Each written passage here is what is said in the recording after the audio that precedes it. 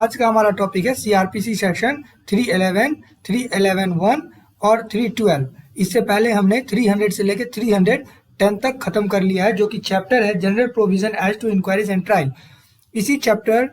का हमने 300 से लेकर 310 तक खत्म किया और हमें 327 तक खत्म करना है, तब जाके ये चैप्टर खत्म होगा। तो आइए आज का वीडियो स्टार्ट करते हैं और जानते हैं 311 क्या कहता है। 311, power to summon material witness और examine person present. Any court may at any stage of any inquiry, trial or other proceeding under this code summon any person as a witness or examine any person in attendance, though not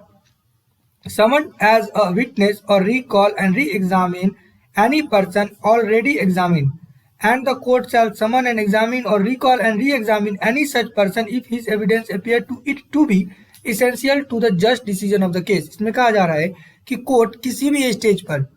जो भी stage है trial का, inquiry का, जो भी कोई भी stage है, वहां पर किसी भी आदमी को समन भेज सकती है एज अ विटनेस, गवाही के तौर पर किसी को भी समन भेज सकती है और एग्जामिन कर सकती है किसी भी आदमी को, जो आदमी वहां पर आया है, जिसका अटेंडेंस है। लेकिन उस आदमी को एज अ समन विटनेस समन नहीं भेज सकती किसी भी आदमी को जिसको एक बार एग्जामिन हो गया और दोबारा एग्जामिन करने के लिए। अगर समन भेजना है तो एक ही बार भेजना होगा, जिसको first time as a witness बुलाया जा रहा है। अगर दोबारा बुलाया जा रहा है उस आदमी को आप समन नहीं भेज सकते। पर अगर कोर्ट को ऐसा लगता है कि केस डिसीजन को जस्ट करने के लिए ये जरूरी है, यानी इसेंशियल है उसको दोबारा बुलाने के लिए, तो कोर्ट ऐसा कर सकता है। वो ये क्लियर हो गया होगा। उसके बाद 311 ये बोलता है, power of magistrate to order person to give specimen signature और handwriting if a magistrate of the first class is satisfied that for the purpose of any investigation or proceeding under this code it is expedient to direct any person including an accused person to give specimen signature or handwriting, he may make an order to that effect, and in that case the person to whom the order relates shall be produced or shall attend at the time and place specified in such order and shall give his specimen signature or handwriting। अब अगर magistrate, first class magistrate sir को ऐसा लगता है कि ये investigation के purpose से या जो प्रोसीडिंग जो भी है चल रहा है उसमें उस आदमी का जो सिग्नेचर है वो जरूरी है, या उसका हैंडराइटिंग या सिग्नेचर अगर जरूरी है, तो वो ऐसा ऑर्डर कर सकते हैं उस आदमी को, इंक्लूडिंग उसको भी, एक्यूज पर्सन को भी, या किसी विटनेस को भी, जो भी उस केस से रिलेटेड आदमी है उसको वो ऐसा समन कर सकते हैं, भेज सकते हैं कि उसका हैंडराइटिंग या सिग्नेचर अगर उनको चाहिए मजिस्ट्रेट सर को, तो वो लेने के लिए किसी को समन कर सकते हैं। और यहाँ पर लिखा है, जो भी ऑर्डर में जो प्लेस स्पेसिफाइड रहेगा, जहाँ भी बुलाया जाएगा, ऑफकोर्स कोर्ट में ही बुलाया जाएगा, जिस भी प्लेस पर बुलाया जाएगा और जो टाइम बताया जाएगा उस टाइम पर उस आदमी को जाकर अपना सिग्नेचर देना होगा और हैंड राइटिंग देना होगा। यहाँ पर आप कंफ्यूज मत हो जाइएगा कि स्पेसिमेन सिग्नेचर मतलब क्या हो रहा है। जिस आदमी को भी समन भेजा जाएगा सिग्नेचर के लिए, उस आदमी का सिग्नेचर, उसी आदमी का हैंड राइटिंग वो देने के लिए बाध्य है उस जगह पर जहां पर मजिस्ट्रेट सर उसको बोलेंगे और जो टाइम बोलेंगे वहां जाकर वो अपना साइन और हैंड राइटिंग देगा। Provided that no order shall be made under this section unless the person has at some time been arrested in connection with such investigation or proceeding। इसमें कहा जा रहा है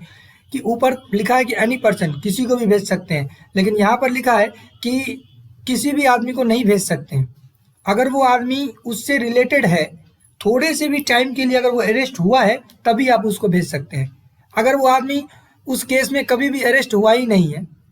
तो उसको आदमी का भेज, अब अरेस्ट का मतलब ये नहीं होता कि सिर्फ जेल भेजना,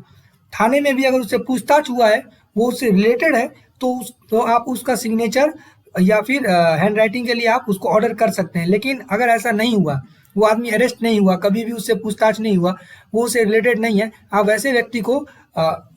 अपना सिग्नेचर के लिए और हैंड राइटिंग लेने के लिए बाध्य नहीं कर सकते। आई होप कि ये क्लियर हो गया होगा। उसके बाद 312 बोल रहा है, expense of complainants and witness subject to any rule made by the state government, any criminal court में if it think fit order payment on the part of the government of the reasonable expense of any complainant or witness attending for the purpose of any inquiry, trial or other proceeding before such court under this code। इसमें लिखा गया है कि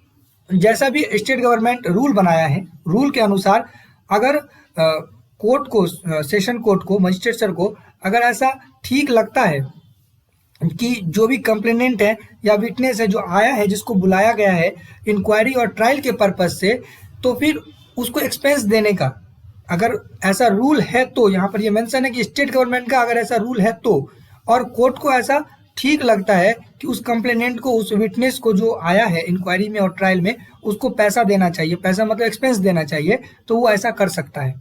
वो expense दे सकता है, खाने का, रहने का, जो भी एक रीजनेबल एक्सपेंस है वो दे सकता है। आई होप कि ये भी क्लियर हो गया होगा। आज का टॉपिक हमारा यही समाप्त होता है। नेक्स्ट वीडियो में हम इससे आगे पढ़ेंगे और हमें 300 से लेके 327 तक पढ़ना है, उसी के बीच का आज हमने खत्म किया 311 और 311A और 312। आई होप कि यहाँ तक क्लियर हो गया होगा। जय हिंद।